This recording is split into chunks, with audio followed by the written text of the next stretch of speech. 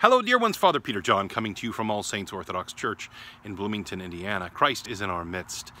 I want to talk today briefly about Saint Benedict of Nursia. We've heard about Saint Benedict, the Benedictine rule of monasticism in the Roman Catholic Church. We associate Saint Benedict with Rome, well, because he's from the Western Church. However, he's from the Western Church at a time when the Western and the Eastern Church were in communion with one another. Saint Benedict developed his Benedictine rule of monasticism having visited Saint Basil the Great and observing his rule of monasticism in the East.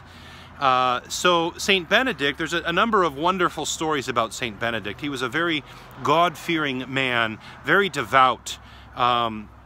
At one point, when he was struggling to overcome the passions, when he was in this kind of purging sort of a process, you know, of the lusts of the flesh, one time he was overwhelmed by this one particular temptation, and he could not shake it from his head. He didn't know what to do, so he went out and he stripped off his clothes and he rolled around in a bunch of thorn bushes.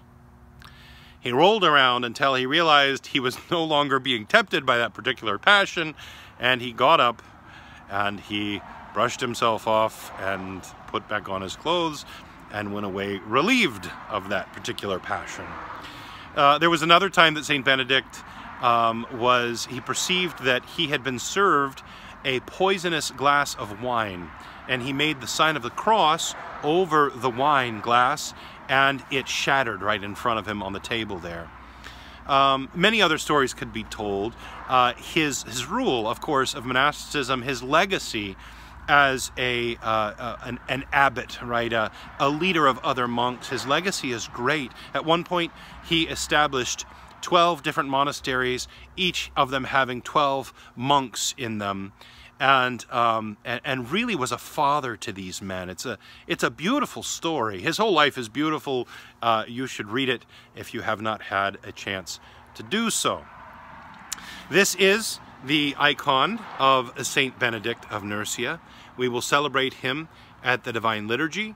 We celebrate him on March 14th, his feast day, and we ask him to pray unto God for us as we continue to struggle in this life to overcome the passions and temptations of the flesh, and that we will be good examples to those others who are looking for examples of true Christians in the world. The world needs Christ, and the world needs to see true followers of Christ.